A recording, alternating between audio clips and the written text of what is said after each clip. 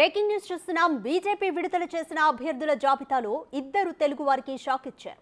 నర్సాపురం టికెట్ను రఘురామకృష్ణంరాజు తనకే ఇస్తారని ధీమాతో ఉన్నారు. ఇటు ఖమ్మం టికెట్ను జలగం వెంకట్రావు ఎక్స్పెక్ట్ చేశారు.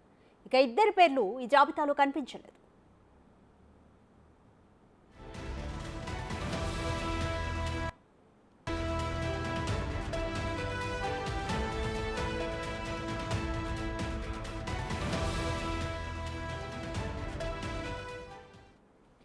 మోర్ డీటెయిల్స్ మా ప్రతినిధి శివ అందిస్తారు.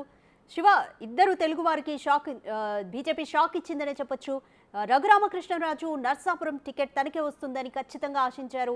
ఇక మరోవైపు ఖమ్మం టికెట్ జలగం వెంకట్రావుకు వస్తుందని ఆశించారు, కానీ తాండ్ర వినోద్ కుమార్కి ఇచ్చారు. ఏ విధంగా చూడాలి? వీరిద్దరి కార్యాచరణ తదుపరి ఏ విధంగా ఉండబోతుంది అనుకోవచ్చు?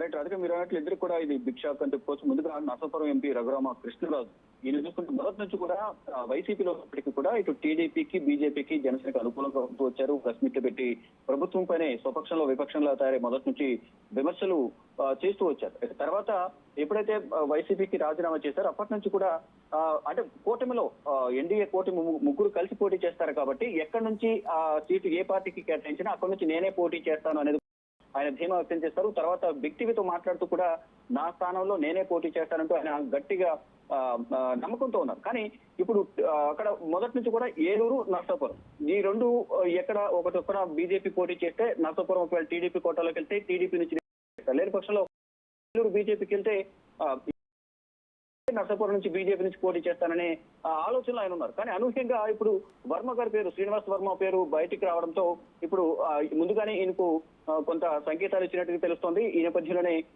ఈవినింగ్ నుంచి కొంత నిరాశలో ఉన్నారు. దానికి సంబంధించి ఒక క్లారిటీ కూడా ఇచ్చారు. అక్కడ ఉన్న ఈక్వెషన్స్ బట్టి నాకు టికెట్ రాలేదనేది కొంత ఆఫ్ ద రికార్డు కొంత అసంతృప్తి వ్యక్తం చేసినప్పటికీ కూడా పార్టీలో కలిసి పనిచేసేందుకు ఆయన అయితే సిద్ధంగా ఉన్నారు. ఫర్దర్ గా ఒక ఎక్స్పీరియన్స్ ఇచ్చినట్టుగా తెలిసింది. ఫర్దర్ గా ఏదో ఒకటి నామినేటెడ్ కానీ రాజ్యసభ కానీ ఇటువంటిది ఇచ్చేందుకు ఆయనకు తెలిపినట్టుగా తెలుస్తుంది. కానీ మొదటి నుంచి కూడా ఇటు జనసేనకు, టీడీపీకి, బీజేపీకి సపోర్ట్ గా ఉన్నారు. మొదటి నుంచి ఆయన చెప్తూ ఉన్నారు మూడు కలిసి వెళ్లబోతున్నాయి రానున్న ఎన్నికల్లో అనేది ఆయన గట్టిగా మొదటి నుంచి ఒక వేలో చెప్తూ ఉన్నారు. కానీ తనకే టికెట్ వస్తుందని ధీమా వ్యక్తం చేసినప్పటికీ అనూహ్యంగా కొత్త పేరు తీసుకురావడం, భూపతి రాజు, శ్రీనివాస్ వర్మ పేరు తీసుకురావడంతో కొంత ఆయనకు షాక్ తగిలినట్టు చెప్పుకోవచ్చు. మరోవైపు ఇటు జలగం వెంకట్రావు ఈయన కూడా బీఆర్ఎస్ నుంచి బీజేపీలకు జాయిన్ అయ్యారు. ఆ సందర్భం వారితో పాటు జాయిన్ అయిన వారందరికీ కూడా టికెట్లు కేటాయించారు. కేవలం జలగం వెంకట్రావుకు మాత్రమే ప్రజెంట్ ఆపిన తర్వాత మిగిలిన రెండు స్థానాల్లో ఆరూరు రమేష్ గాని, ఇటు ఖమ్మం సంబంధించి జలగం వెంకట్రావుకు కేటాయిస్తారనేది ముందుగానే ఊహించారు. కానీ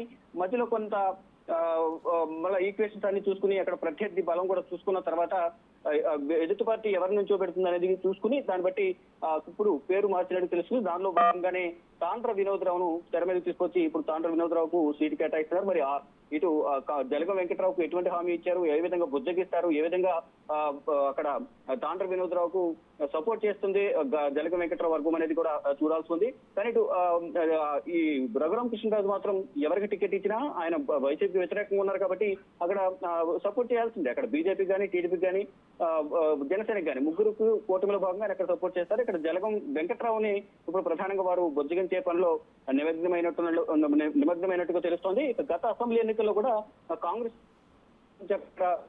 సపోర్ట్ కాంగ్రెస్ నుంచి ఒక టికెట్ కేటాయిస్తారని కొన్ని ఊహాగానాలు అయితే, కానీ ఫైనల్ గా ఆయన కాంగ్రెస్ లో కూడా జాయిన్ కాలేదు. ఇప్పుడు లోక్సభ ఎన్నికలకు సంబంధించి కొన్ని స్థానాల్లో బీజేపీకి క్యాండిడేట్స్ లేకపోవడంతో ఇతర స్థానాలు మాక్సిమం ఇప్పుడు ప్రకటించిన అన్ని స్థానాల్లో కూడా ఒక 3-4 తప్ప మిగతా అన్ని కూడా ఇతర పార్టీ నుంచి వచ్చిన అభ్యర్థులనే ఇప్పుడు లోక్సభ అభ్యర్థులుగా బీజేపీ ప్రకటించింది. దానిలో భాగంగా ఇప్పుడు పోటీ ఎక్కువ ఉన్న నేపథ్యంలో అందులోని పెద్ద నియోజకవర్గం అన్ని స్థానాల్లో కూడా ఖమ్మంలో కాంగ్రెస్ పార్టీ గెలవడం, అక్కడ బలం ఎక్కువగా ఉన్న పోటీ ఎక్కువ ఉన్న నేపథ్యంలో అక్కడ కాంగ్రెస్ బలం ఎక్కువ ఉన్న నేపథ్యంలోనే ఇక్కడ ఎవరిని నియమించాలనేది ఎన్నుకోవాలనేది కొంచెం సందిగ్ధత నెలకొన్న నేపథ్యంలో జలగం వెంకట్రావును పక్కన పెట్టి ఇక్కడ తాండ్ర వినోద్రావును తెర మీద తీసుకొచ్చి తాండ్ర వినోద్రావును అక్కడ ఖమ్మం నుంచి బరిలో నిలపబోతున్నారు.